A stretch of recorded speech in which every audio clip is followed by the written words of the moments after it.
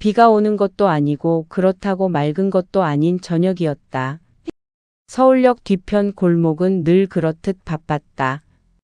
포장마차에선 오징어가 지글거렸고 사람들은 자기 사정 하나씩을 어깨에 걸친 채 바삐 지나갔다. 누군가는 술에 취해 웃었고 누군가는 집에 가기 싫은 표정으로 담배를 피웠다.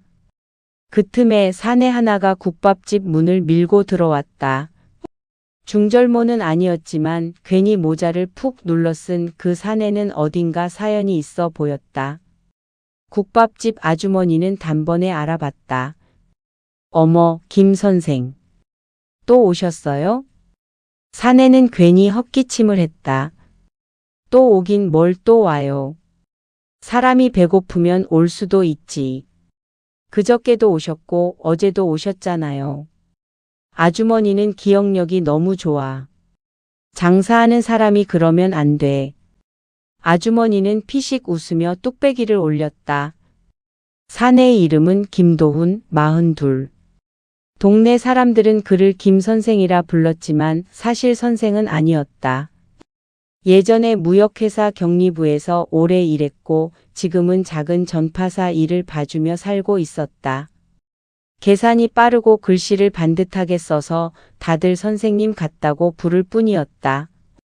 그가 매일같이 이 골목에 오는 이유는 국밥 때문이 아니었다. 국밥집 건너편 은하 다방. 그 다방 창가 자리에서 무시로, 정말 무시로 누군가가 보였기 때문이다. 처음엔 잘못 본 줄 알았다. 두 번째엔 닮은 사람인 줄 알았다. 세 번째엔 심장이 철렁 내려앉았다. 그 여자는 틀림없이 정인숙이었다.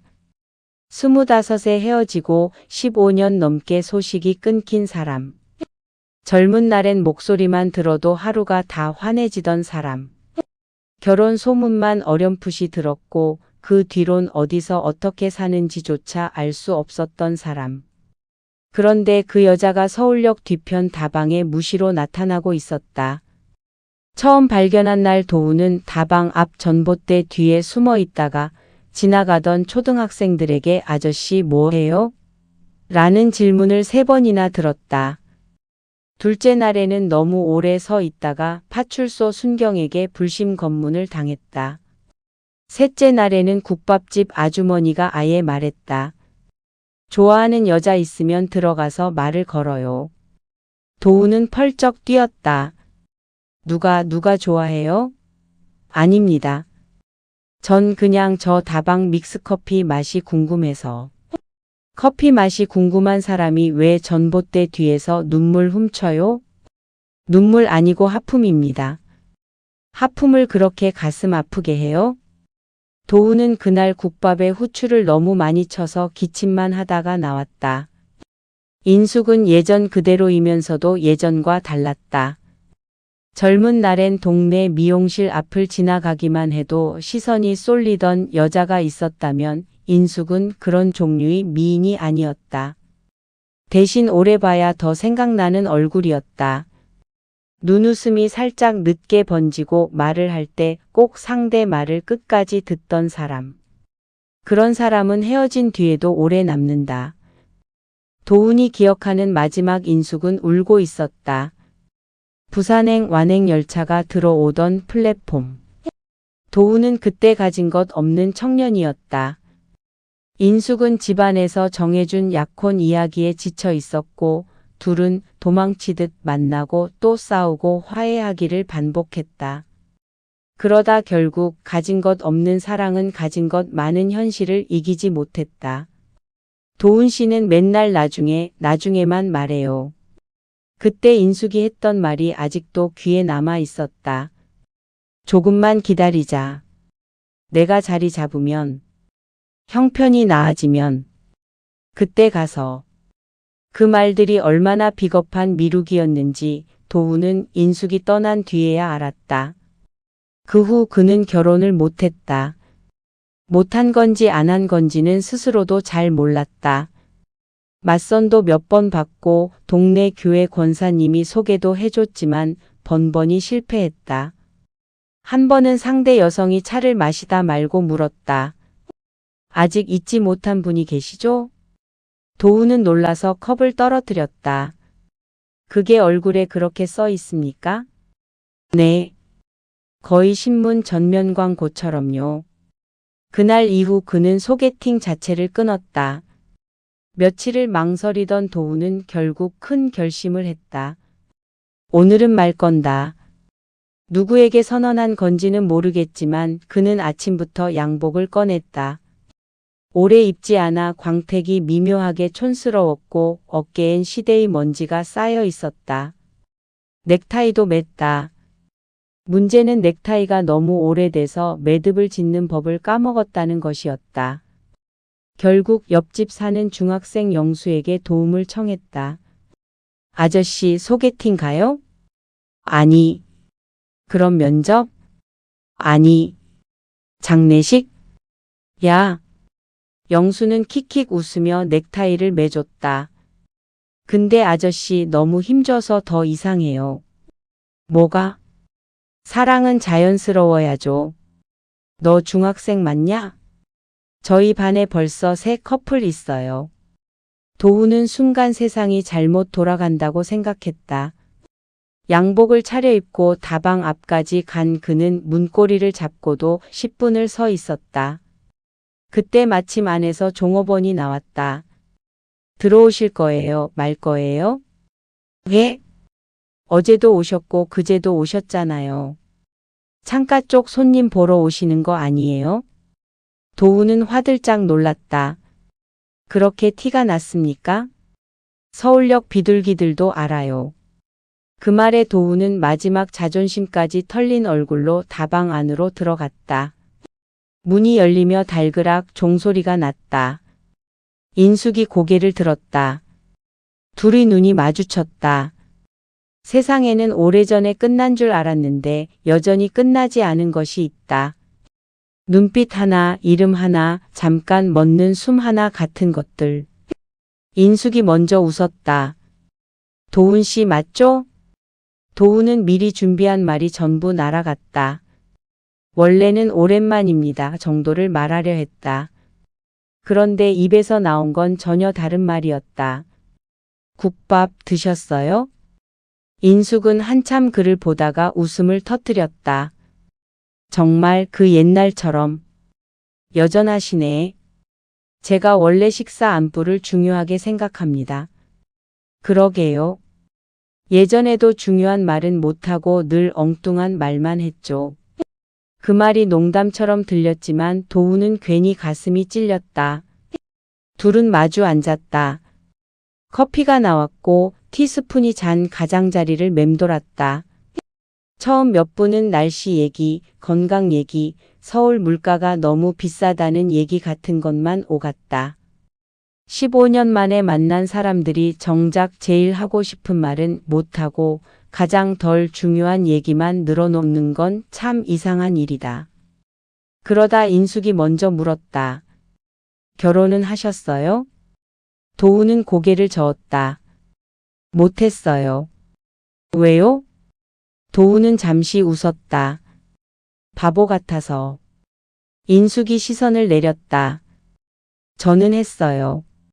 도우는 알고 있다고 말하려다 그만뒀다. 모르는 척 묻는 게 예의 같았다. 지금은요? 사별했어요. 아이 하나 있고요. 대학 다녀요. 도우는 괜히 등을 더 곧게 폈다. 슬픈 이야기를 듣고 자세를 고쳐 앉는 건 아무 소용도 없지만 사람은 난처하면 꼭 쓸데없는 행동을 한다. 많이 힘드셨겠네요. 사는 게 다 그렇죠. 인숙은 웃었다. 담담한 얼굴이었다. 그 담담함이 오히려 도훈의 마음을 더 무겁게 했다. 그날 둘은 2시간 넘게 이야기를 나눴다. 헤어진 뒤 각자의 삶이 어떻게 흘렀는지, 누구는 아프고 누구는 떠나고 어떤 날은 견딜만 했고 어떤 날은 그렇지 않았는지.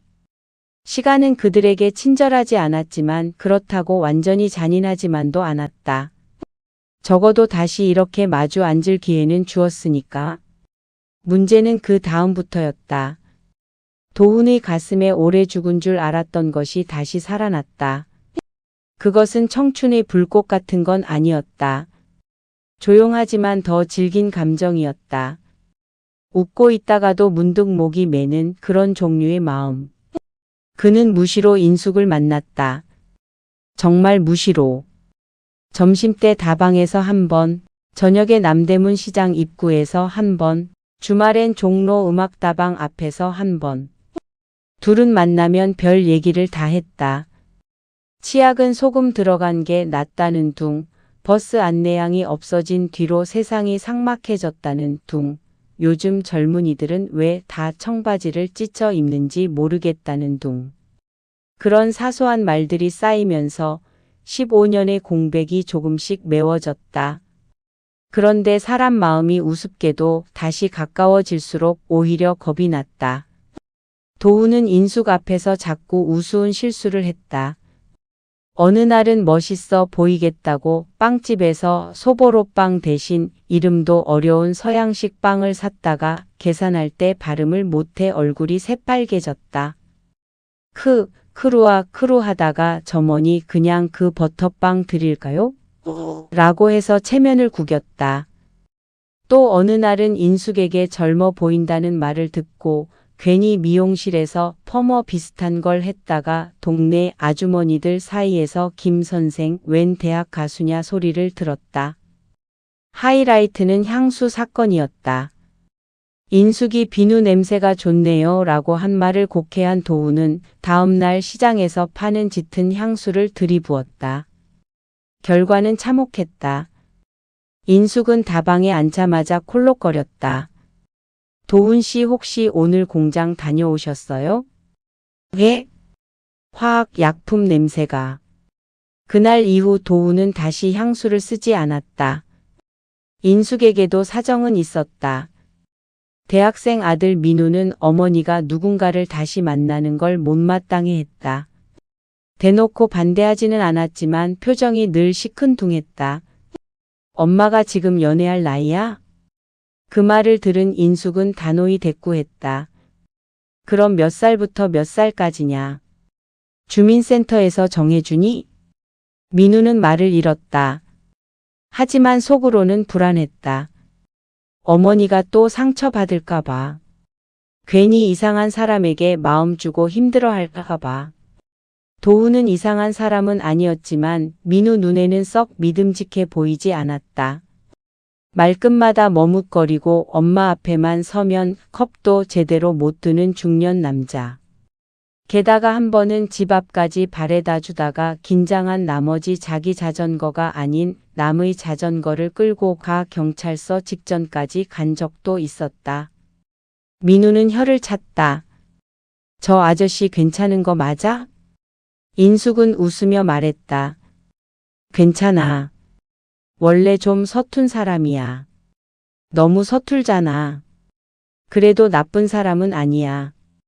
민우는 대꾸하지 않았다. 나쁜 사람은 아닐지 몰라도 엄마를 행복하게 해줄 수 있는 사람인지는 알 수 없었다. 한편 도훈 쪽에도 방해꾼이 있었다. 국밥집 아주머니였다. 아주머니는 어느 날 팔짱을 끼고 말했다. 김 선생, 내가 보기엔 지금이 기회예요. 무슨 기회요? 고백할 기회. 도훈은 사례가 들렸다. 아주머니가 뭘 안다고. 내가 이 골목에서만 23해를 장사했어요. 고백해서 잘된 인간, 망한 인간, 술 마시고 울다 간 인간 다 봤어. 김 선생은 지금 안 하면 평생 또 나중에만 하다 끝나요. 도훈은 괜히 뚝배기만 휘저었다.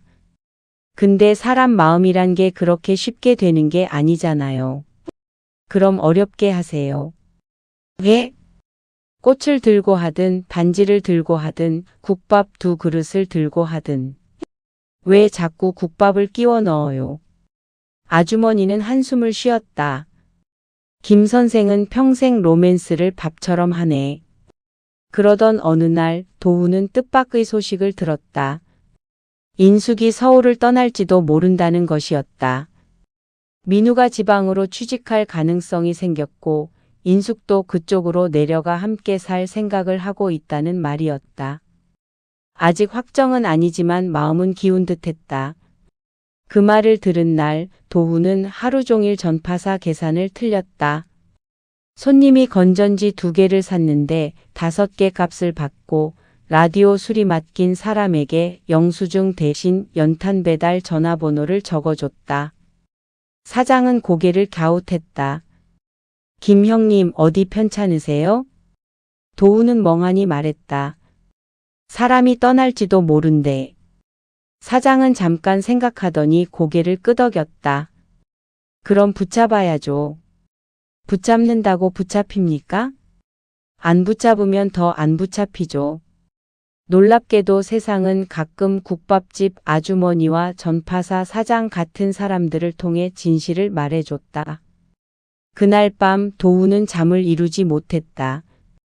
그는 15년 전 플랫폼에서 하지 못했던 말들을 떠올렸다. 조금만 기다리자. 나중에 형편이 되면. 그 말들이 어떻게 한 사람을 놓치게 했는지 그는 이미 알고 있었다. 이번에도 또 그러면 안 됐다. 다음 날 도훈은 큰맘 먹고 인숙을 불러냈다. 장소는 한강 둔치도 남산도 아닌 서울역 뒤편 공터였다. 로맨틱하고는 거리가 멀었지만 그들에겐 그곳이 더 어울렸다. 포장마차 불빛이 흔들리고 멀리 기차 소리가 들렸다. 인숙이 먼저 왔다. 무슨 일인데 이렇게 급하게 보자고 했어요? 도훈은 준비해온 말을 떠올리려 했지만 머릿속이 하얘졌다. 손엔 꽃다발이 들려 있었다. 장미 같은 건 아니고 시장에서 산 국화와 카네이션이 뒤섞인 애매한 꽃다발이었다. 꽃집 주인이 아저씨, 이건 병문 안용이랑 어버이날용이 좀 섞였는데요? 라고 말했지만 그는 구분할 여유가 없었다.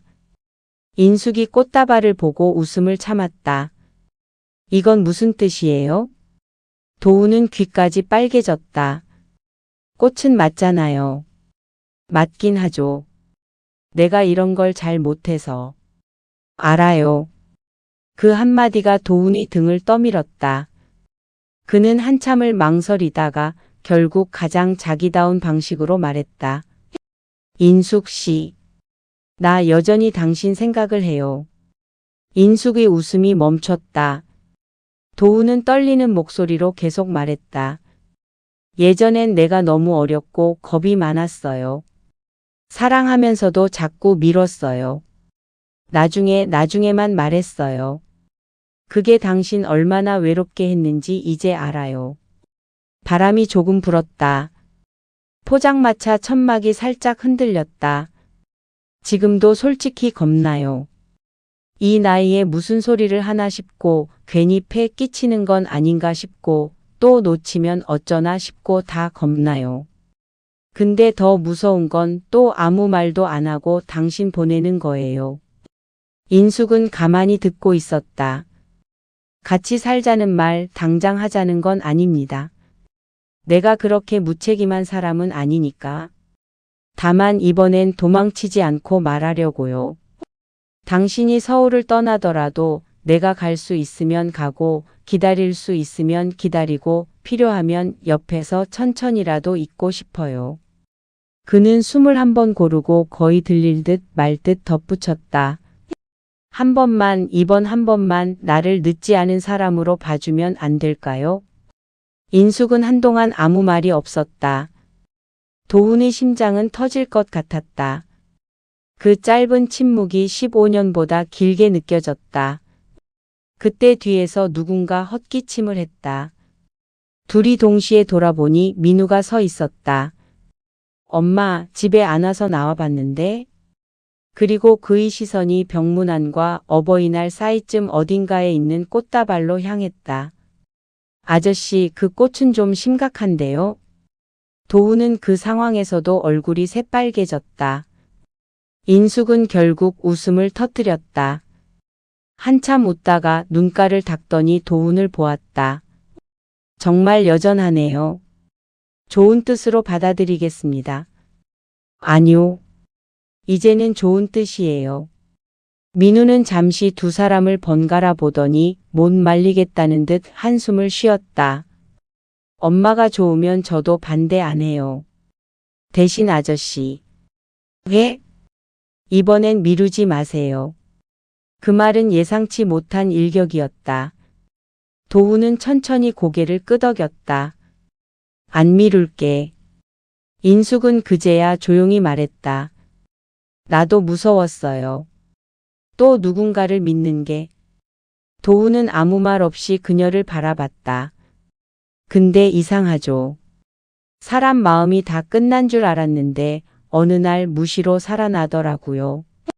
그 말에 도훈의 눈가가 붉어졌다. 인숙은 웃으며 꽃다발을 받아들었다. 근데 다음부터 꽃은 내가 같이 고를게요. 그 말에 셋 다 웃었다. 그 후로 삶이 갑자기 영화처럼 변한 건 아니었다. 도훈은 여전히 서툴렀고 인숙은 여전히 현실적이었다. 둘은 사소한 걸로 티격태격하기도 했다. 도훈은 약속 시간보다 늘 15분 먼저 와서 기다렸고 인숙은 그런 그를 보며 조급증은 못 고쳤네요 라고 놀렸다.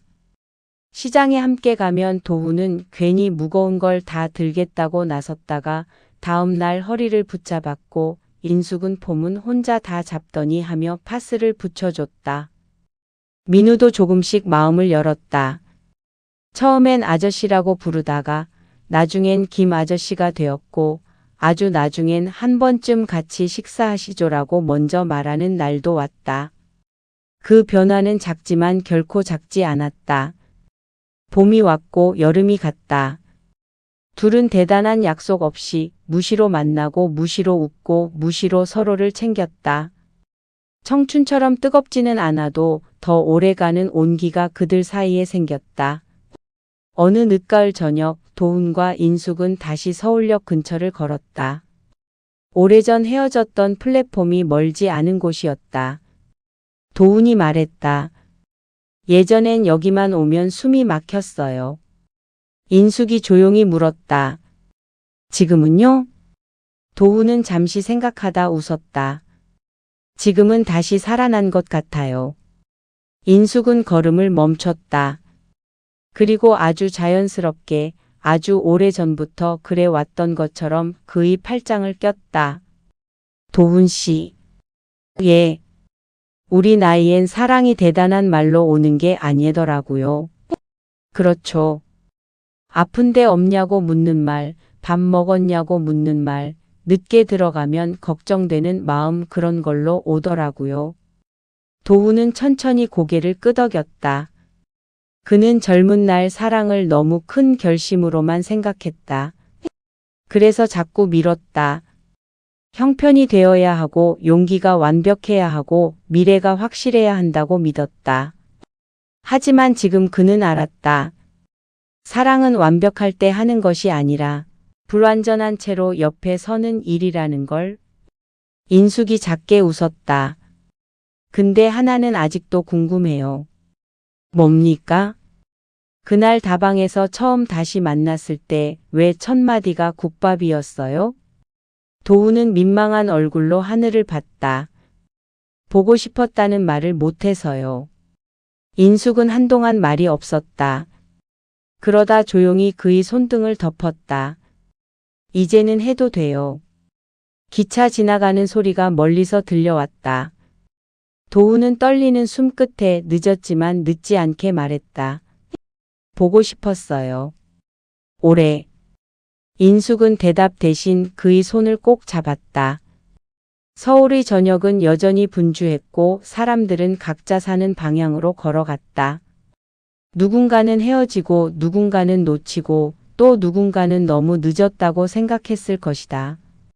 하지만 정말 이상한 일은 인생이 가끔은 다 지나간 줄 아는 순간에도 무시로 다시 시작된다는 것이었다.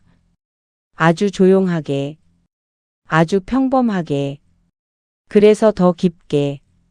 그날 두 사람은 한참을 말 없이 걸었다.